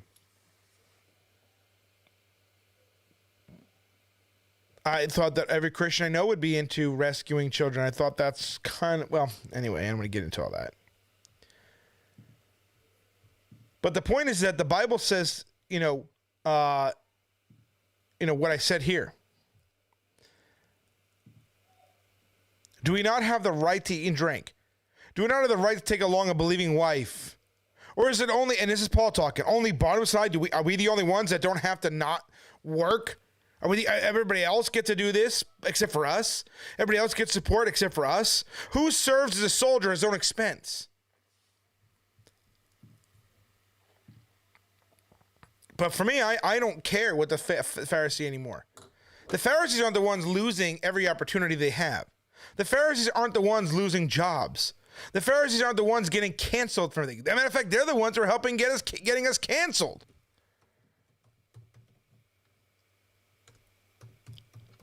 But I am reaching out to you tonight for help. Not for me at this point. We could talk about that in the future. But what we need is we need to get this safe house up and running. I don't care what we have to do. We need to get this done.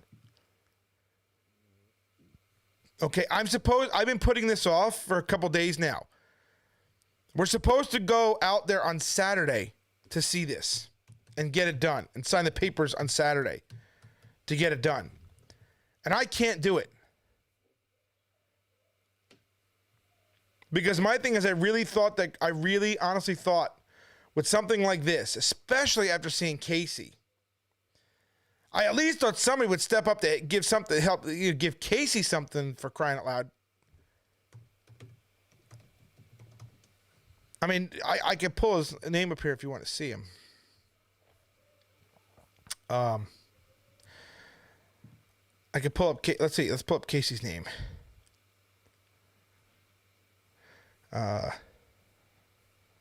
Let's see.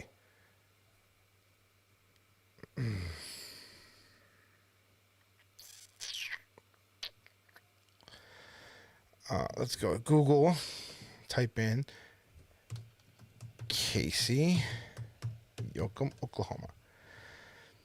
The truth will set you free. Grooming allegations made against former teacher, soccer coach. You heard a story yesterday. That's in the news. That's the first one that comes up.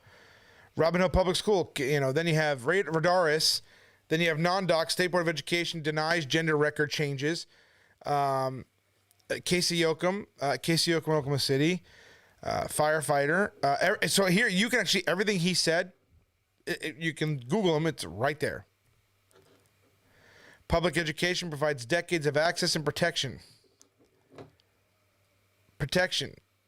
for reported pedophile. The guy even looks like a pedophile. Like literally looks one. Smoke 'em, yoke 'em, barbecue, LLC. Oh yeah, he told us about this too last night before we ate dinner. He was telling us about this place that he owned this.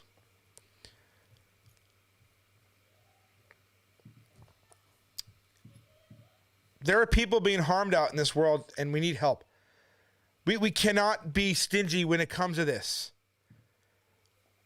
People are losing their jobs, they're losing their livelihoods, and the church needs to step in.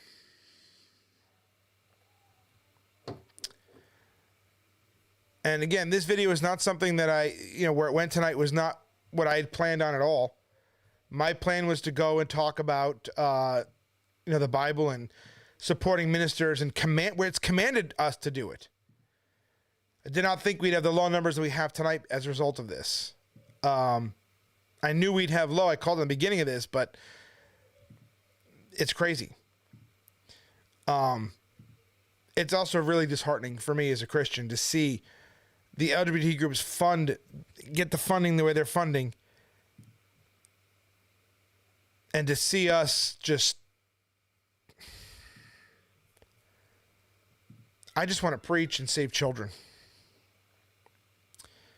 We can't do that without your help.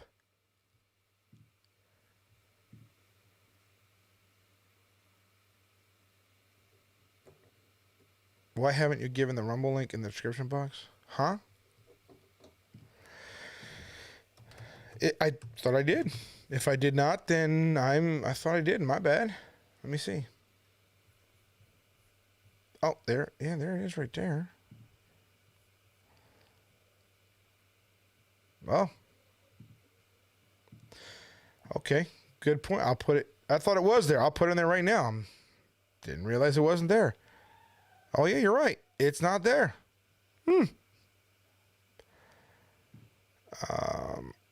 You're right. I will correct that right, Rumble. I thought it was there. Rumble.com/official street preachers. I honestly thought it was there. I don't know why I forgot to put that in there. But it is live on Rumble right now. I did just check that. Let me go check the Rumble, make sure that's the right address. It is. Okay. I got more people on Rumble than I do on YouTube right now. That's crazy.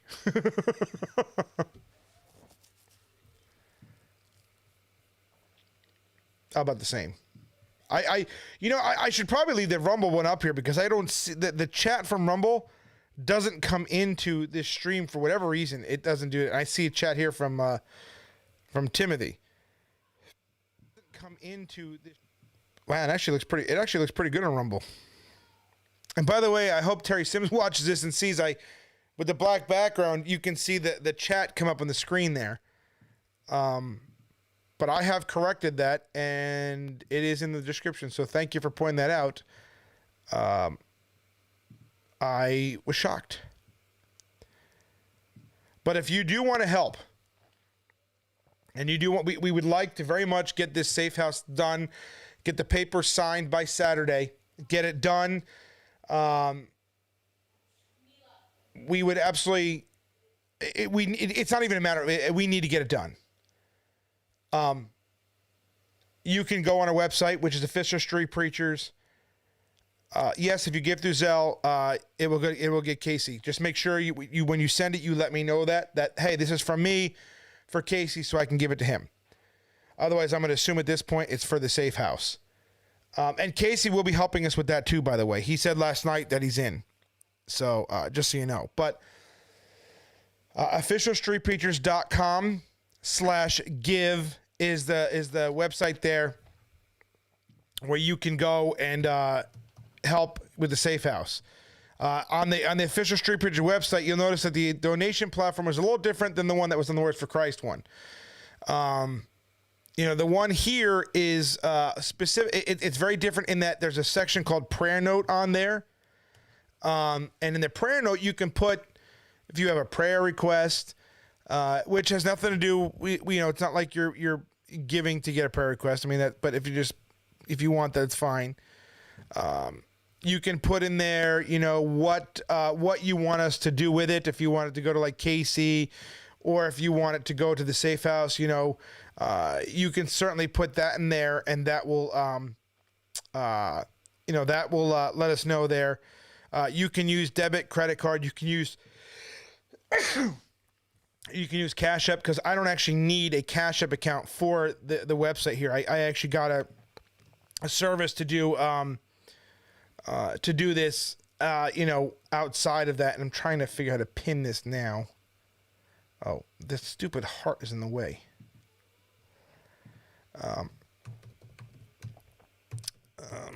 The heart's in the way to. There we go, and let's pin message.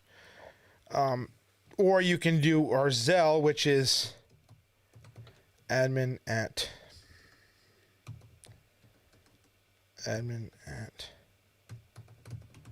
officialstreetpreachers.com, or our Venmo, which is at Official Street Preachers. Like I said, we're supposed to go Saturday to wrap this up. And this is something for me, and everything that we've done as a ministry. This is probably the most important thing that we're going to do, because you're talking about a safe haven for kids that are going to be literally rescued from being trafficked. And we're going to provide, in this location, there's another one they have, which has nothing to do with us, a safe location for children when they're taken out of the environment they're in and being trafficked. If you've never given before and you don't ever want to give again, if you're ever going to give anything, this is the one time I would ask you to give for this cause. Because again, traveling is great. That's needed as well. But the safe house right now is the biggest thing that we need more than anything right now. We need to get this set up. We need to get this done. Because again, the paper needs to be signed so that it can be up, and we have to do this Saturday so it'll be up and functioning. It's going to take a few months to get everything ready to go, because there are things that need to be done, safeguarding things. And it's not an overnight process. But to secure the facility and the property, let's put it this way. It's over 20 acres of property. Over 20 acres. We just need $3,000 to fund it, and then after that, it's minimal to keep it going. But if you've never done any giving before, if you ever want to give anything, if you've ever felt like you want to help a ministry or help do something, this is your chance to do something to help us save these kids. This is the direction the Lord is leading me to go in as far as, this type of ministry. Wow, we have lost 7 subscribers because of wow. And that, you know what? That's okay. I'm okay with that because for me, again, I talked to Brother Jim about this and I said, I don't understand preachers. Like, you would think that everybody want to jump in on this, right? This is like big stuff here. And like he said, and he didn't name any specific, he's like, you have to actually care about people. And that's the problem. We just don't, a lot of people just want to go out and preach. They want to do this. And there's nothing. What comes after that?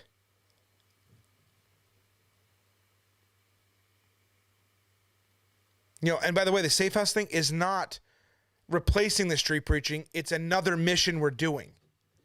And then next year we're going to have I don't want to say conference, but more of a boot camp seminar that we have the guys from Shatter Ops are going to come in. It's going to be an invite-only event because this is not something that's going to be for everybody. It's not.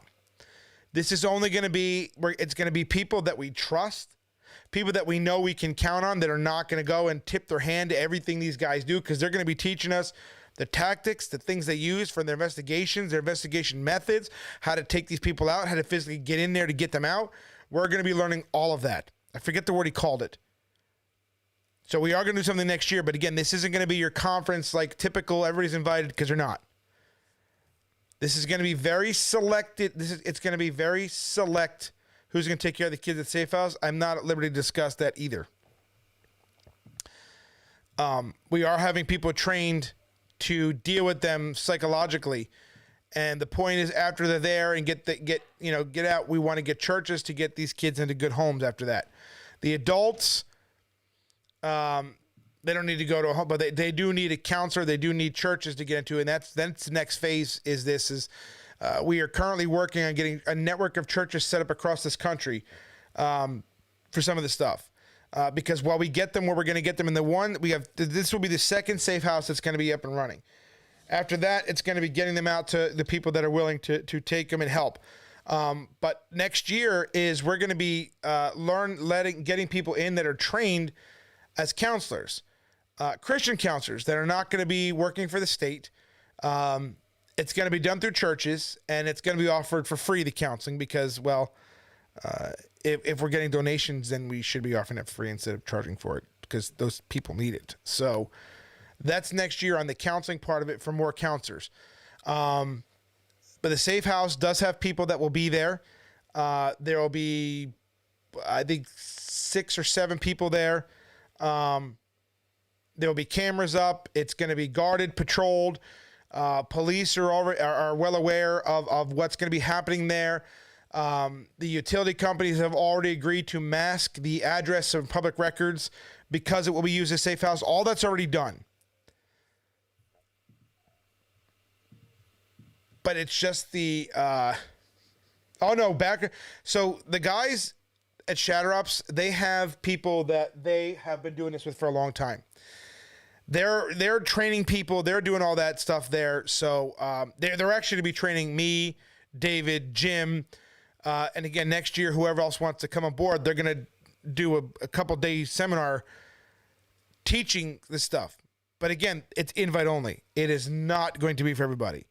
It's not going to be, I want to go learn. This is not one of these things we can just do on a whim. Because number one is it's dangerous. Okay. And if you can't be trusted, you can actually put people in harm's way.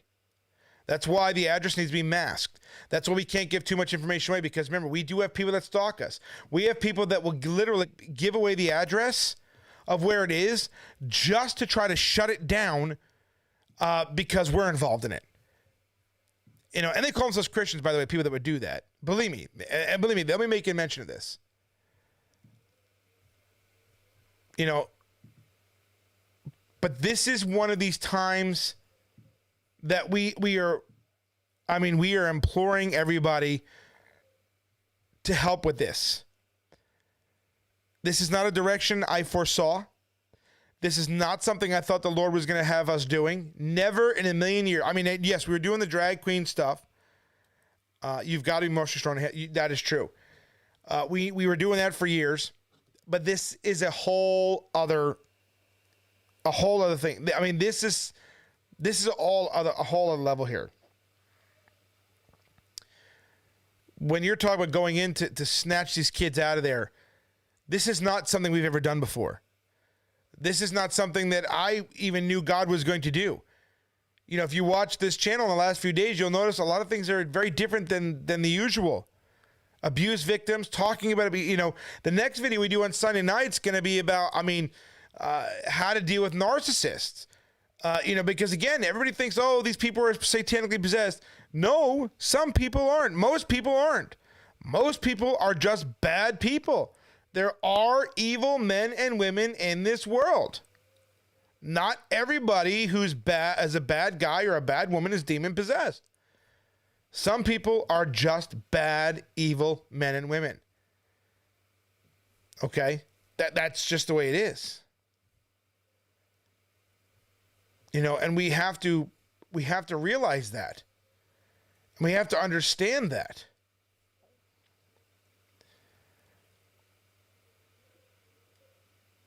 And we have to stop giving a pass to everybody simply because we want to just say, well, you know, they're demon possessed. No. Like I said, some people are just plain evil. They're just evil.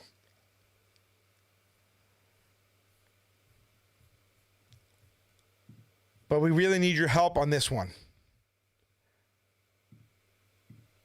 Surely if the LGBT groups can put together thousands of dollars to keep their dad away from their child, surely we as Christians can step up to help secure a place for these children that are being trafficked and groomed, to get them out of there, have a quick place to get them to where they're safe, that nobody knows where it is or even exists.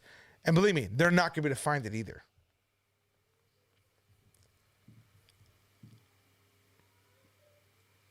It is needed in the church. We're not done yet. I mean, this is just where God has taken us. But Sunday night's video is going to be about narcissists, because I have learned so much talking to counselor friends of mine, actual licensed counselors, about narcissists, predators, the traits, how to deal with them, this is stuff nobody wants to talk about, but we all need it. Every one of us. Because if you, in this current climate, in this world we live in, you need to know how to deal with this. Okay? Because again, there are people out there that are just plain evil. There are people out there that you know, again, and I've learned something the other day I didn't even know. It's called supply. I'd never heard of this before, but like I was told that you know, again, when counselor friends of mine who are looking at the outside in, look at some of the videos that were made about me, some of the things that are being said, and looking at whatever, his exact words are, you are the narcissist supply. And I said, what? What does that even mean? I'm their supply. And that's what he explained to me, that, you know, this tit for tat stuff, you are supplying them, because without you, they don't have anything. You are their supply. They need you. They need to constantly attack you to build themselves up, because if people saw, and again, it's this whole thing, but I'd never heard of this before, that I'm their supply and that I need to cut the supply off. And that's the stage I'm learning at, and I'm going to pass it on to you guys, what I'm learning from this stuff. The marks of a narcissist, the marks of a predator. Okay, and there are predators out there. The church is full of predators, believe it or not. Not in the sense, not in the sexual predator sense, but I mean, there are those too. But there are more predators than just sexual predators. And you're going to learn how to deal with it. We're going to learn how to deal with the narcissist, because narcissists are evil. They may be influenced by demons, but they are not necessarily demon possessed themselves. They are just evil men and women who like attention. They thrive on chaos. They thrive on hurting other people because they need to elevate themselves. And we'll get into all this over the weekend, but it's something that, again, we don't talk about it. We street preach. You know, we go out to, you know, pride events. We go to drag queen store airs. We go to abortion clinics. We're going to be going to the Dairy Queen with Tomka there and preach, because that place is still open. There's a pedophile that owns it, that is literally, hiring kids and grooming them out of there. And we need to either shut that place down or make sure no one ever lets their kids work there or takes their kids again. Force them to sell a place. Force Dairy Queen corporate to make them sell it or buy it out from under them and give it to somebody else. Because God only knows what's happening to those children inside that place. We are going to go in and we are going to rescue these kids. We are going to stop these pedophiles with or without your help. I hope it's with your help. I hope that you guys got this message loud and clear. I hope you're willing to help us get this safe house. And I hope and pray that you're willing to help us in this fight against these child predators in all forms, whether they're LGBT or not. Most of them are going to be LGBT, but not all of them are. But we hope you're with us in this. We hope your prayers are with us in this. And we pray for our safety. All those men and women are involved in this. Because this, again, we are going out and we are rescuing children. When we preach in front of that Dairy Queen, you will see that. We will live stream that one. Every single customer that goes in there needs to know that they are helping a pedophile who has molested boys for over 30 years. But now he's not under the school supervision. Now he's completely on his own. God only knows what's happening in that Dairy Queen. We're going to go out there and we're going to put it up. We're going to go, we're planning something for that. We're planning to go after, to bring this to corporate level attention. You guys need to help us with this too, because you're talking about innocent little boys here that are being raped by this sick man, Brent McGee, out there in Wetumpka, Oklahoma. Okay. By the way, if you look up Dairy Queen, go look at how many Dairy Queens, by the way, have a lot of kiddie stuff going on inside their Dairy Queens. Have you ever wondered why Dairy Queen employs so many young people? Think about it. Just get lawsuit claims Dairy Queen Corp failed to protect minor. Lawsuit accuses Dairy Queen of protecting underage people. Houston area Dairy Queen kept abuser. Dickinson man faces federal charges for sex crimes working at a Dairy Queen. Dairy Queen owner charged with sodomizing teen employee. Dairy Queen sign unintentionally refers to child molestation.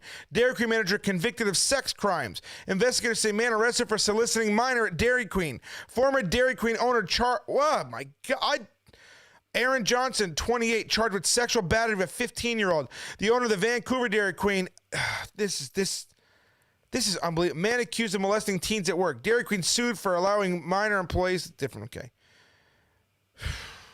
This is man accused of sexually abusing Montgomery County Dairy Queen.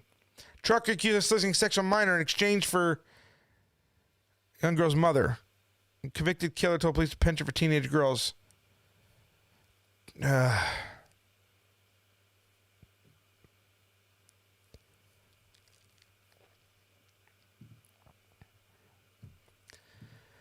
going to put a stop to it out there.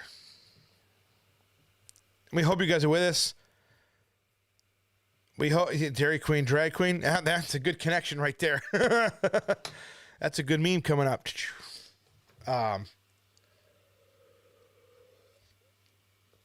But yeah, we need to go at the Dairy Queen corporate headquarters. And we're going to organize something in Wetumpka, and we're going to invite people to come with us. I want to get 15 to 20 people to come out there and stand against that pedophile. And he is a pedophile. He's not, maybe. No, he is a pedophile. He's a homosexual man who's molesting boys for 30 years. So we need your help in rescuing these kids. We need your help with the safe house. Again, the link is pinned to the top, officialstreetpreachers.com/give. Our Zelle is admin at Official Street Preachers, and our Venmo is at Official Street Preachers. Like I said, if you've never given anything before to ministry, this is the time. At least if this is the one thing you're ever going to donate to for the year, this is the thing to donate to. Because like I said, Saturdays we're supposed to sign the papers, and we only got about $170 that came in for it. So consider helping us out on this. If you're interested in coming out for the preach in Derry, we haven't decided what date we're going to do it yet, but we're definitely going to do it out there. Let me know that as well. Don't forget to subscribe to the channel. Make sure you got your notification turned on the YouTube channel. It's youtube.com/@officialstreetpreachers, or just go to YouTube, type in Official Street Preachers. Hit the subscribe button. If you've gotten something out of this video and others can learn from it or value from it, we'd appreciate sharing the video, encouraging others to subscribe as well. Don't forget a Rumble channel, which is rumble.com/Official Street Preachers, or just go to rumble.com and type in Official Street Preachers. Make sure you follow us there, because we do not get censored there like we do on YouTube. We also have our backup channels here, which is the Honey Badger. I just got notified. Official Street Preachers, Slade, Summer, and Left Wing News. I just got notification for something I posted earlier on YouTube. So that's what we got to make sure. If you go on YouTube, let's do it together. Let's go on YouTube here, and let's show you guys how to do this.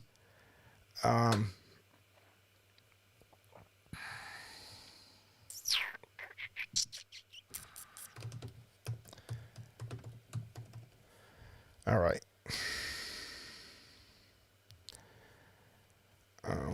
Where's our backup channel here?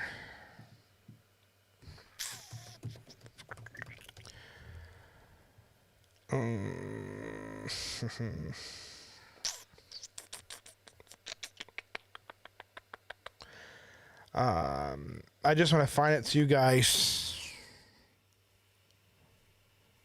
guys know where it is. Because some people don't know it, because you got to hit subscribe, and then after there's a little bell that pops up, and then when you hit the bell, you get in a little menu. It says all notifications. Let YouTube decide. Like Facebook, if you don't set your notification preferences, you're gonna let like Facebook and YouTube decide what notifications to send you and all that there. So there it is. Okay, so I'm going to do a screen real quick and show you how to do this. So you guys can see for yourself on how to turn your notifications on and everything else. So let's see, where is the screen capture? Let's do this one here. Make sure. Man, they took the audio out. I got to put that in again. Gee whiz. Okay, so when you go on YouTube here, you're going to see the YouTube here. Whatever channel you're on, you're gonna go to subscribe, right? Let's unsubscribe real quick, okay? So unsubscribe. So you're gonna hit subscribe, and then you can see that little bell. So you want to hit this again. You're gonna see unsubscribe, none, personalized, or all. You want to click all notifications, because if you hit personalized, what's gonna happen is you're going to allow YouTube to decide what to send you and when. So you want to make sure that when you go to the subscribe button here, you have this turned on, and you want all notifications turned on, not personalized, but all. So after you subscribe, right, you have to go in, hit the subscribe button again, and hit all notifications. This way, whenever a live video comes up, whenever we do a video, you will get notified of when that video is up. Okay, that's how you do that. So make sure you are on those channels there. Official Street Preachers, the Honey Badger, and some of you were asking, what's that about? Honey badgers are considered the most fearless creature of the animal kingdom. They will keep fighting and fighting and fighting until their adversary gets tired, or until whatever. But they are considered fearless. They're considered tough. One of the toughest ones out there. They're hard to take down. They're hard to kill. So we just thought it was funny to play on that image. So that's all that is. I'm sure there'll be plenty of videos made about me using that, and I really don't care anymore. Like I said, I'm done being supply for people. We're going to learn about that Sunday night, so make sure you do have those notifications turned on, because we are going to discuss narcissism, what they are, who they are.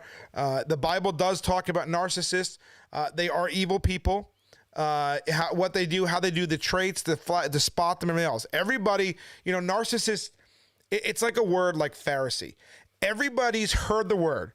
Everybody thinks they know what it is. But most people don't really know what it is. They think just because, even a prideful person, that doesn't mean they're a narcissist. Narcissist and prideful people are two completely different things. Okay, just because somebody's cocky even, that doesn't mean they're a narcissist. It's a word that gets thrown around a lot. And if you're not careful and you're calling people narcissists that aren't, you could be guilty of bearing false witness. And you don't want that. Bearing false witness, God hates people who bear false witness. You don't want to be that guy. Because when you stand before God, you can't say, well, somebody told me about this. Somebody said this. That ain't going to fly. You're going to burn in hell for it. So you need to be very careful about the things you say and the accusations you make against people. Remember that. So that'll be Sunday night's video. So please make sure you have your notifications turned on and you're subscribed to the channel. And again, like I said, if you want to help with our, with the safe house, it's not even a matter if you want to. You should want to. If you have the, and you can. Like I said, we had one person give $170 so far, and this is only people that knew about what's going on privately that know us. This is the first time I mentioned it publicly. But we're asking everybody to share and help us. Again, it's officialstreetpreachers.com/give. And if you don't want to do the safe house, let's just say, and you want to just contribute to the ministry so that we can be more effective, and you want to help a soldier, again, soldiers don't pay their own expenses, by all means, please set that up as well. We sure could appreciate that as well, my family. Like I said, doing ministry has cost us everything. We're not crying about that part because that's supposed to happen. But with that comes also the church stepping up to say, okay, guys, we got your back. You keep doing what you're doing. That hasn't happened yet. And all the years we've been doing this, that hasn't happened. But we need our brothers and sisters to step up and help, not just myself, but people like David Grisham, other brothers and sisters out there that are doing this. But if you want to help, like I said, if you want Cash App, you can do the Cash App through the Official Street Preachers website as well. In the giving part, there is an option to fund it and pay it with Cash App. Like I said, we're supposed to go Saturday to sign the papers. And that's to make sure it gets up and running and make sure it's good to go for next year. Beginning of next year. I think January 7th or something like that is the target date to get it up and running. So, like I said, if you've never donated, you've never given anything before, this is the time to do it. It's the end of the year too, right? Because taxes are going to be coming up. People have those things there. Christmas coming up. I know people are tight. They want to do Christmas presents, and I get that. But what about these kids that are being trafficked? What kind of Christmas are they going to have if they have no safe place to go to? What kind of year are they going to have next year? What kind of place are they going to have next week if they don't have a safe place to go to? Well, I say next week, but you know what I mean. Because it won't be ready until next year. But still, what kind of place are they going to have when they get out of there? Okay. Again, officialstreetpreachers.com/give. Zelle is admin at Official Street Preachers, and our Venmo is at Official Street Preachers. We thank you all for joining us tonight. We appreciate you. We love you all. Again, Sunday night will be about narcissists and narcissism. You do not want to miss that one. It's going to be a very comprehensive teaching, very, very straightforward, no nonsense. Here's what a narcissist is. Here's what they do. Here's how to avoid them. Here's how you take away their, you no longer become their supply. All of this. So you don't want to miss it. Thank you guys so much. We appreciate you all. We love you all. Again, the links are scrolling across the bottom, and they are in the description in the video on YouTube, Rumble, and Twitter. Wherever this video is streaming, it's there. We appreciate all your guys' help. We look forward to working with you, and hopefully we can give a praise report on Saturday morning that, hey, we got the funds necessary. We signed the papers. We're good to go. And I can do a video from the car on the way back from signing the papers to let you guys know that everything is good to go for that. So God bless you guys. We're thankful for you. Please go ahead and share this video. If you know other people that want to help with that, please encourage them to give for the safe house. David Grisham on his Facebook, he has a link if you want to go read it, talking about it. He put it up there earlier today. We'll put something on Facebook probably tomorrow in addition to this, and we'll put it out there on the community tab section as well. We love you guys. God bless you guys. We're thankful for each one of you guys. until Sunday night, we'll see you then. God bless you. If you need us, please make sure you email us, reach out to us, call, text. Those of you who have my number. And we're here for you if you need us. Love you. God bless. See you on Sunday night.